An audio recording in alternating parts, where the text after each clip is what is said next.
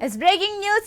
White house వద్ద 2023లో ట్రక్కుతో దాడికి యత్నించిన భారత సంతతి యువకుడు కందుల సాయి వర్షిత్ కు 8 ఏళ్ల జైలు శిక్ష పడింది. నాజీ భావజాలంతో వెళ్లి డెమోక్రటిక్ ప్రభుత్వాన్ని కూల్చేందుకు యువకుడు యత్నించాడని అమెరికా అభియోగం మోపింది. ప్రజాస్వామ్యబద్ధంగా ఎన్నుకున్న ప్రభుత్వాన్ని నాజీ భావజాలంతో కూలగొట్టాలనే ఉద్దేశంతో సాయి వర్షిత్ ఈ దాడికి యత్నించాడని ఆరోపించింది. అవసరమైతే అధ్యక్షుడిని చంపాలని తాను నిర్ణయించుకున్నట్లు సాయి వర్షిత్ అంగీకరించడంతో 8 ఏళ్లు శిక్ష విధించాలని న్యాయస్థానం నిర్ణయించింది.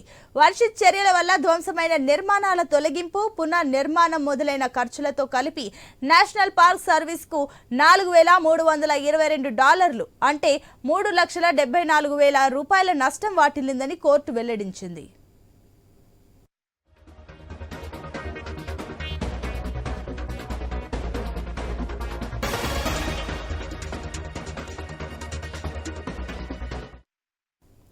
అధ్యక్షుడు జో బైడెన్ ను హత్య చేయాలనే లక్ష్యంతో ఉద్దేశపూర్వకంగానే సాయి వర్షిత్ ఈ దాడికి యత్నించినట్లు అధికారులు చెబుతున్నారు.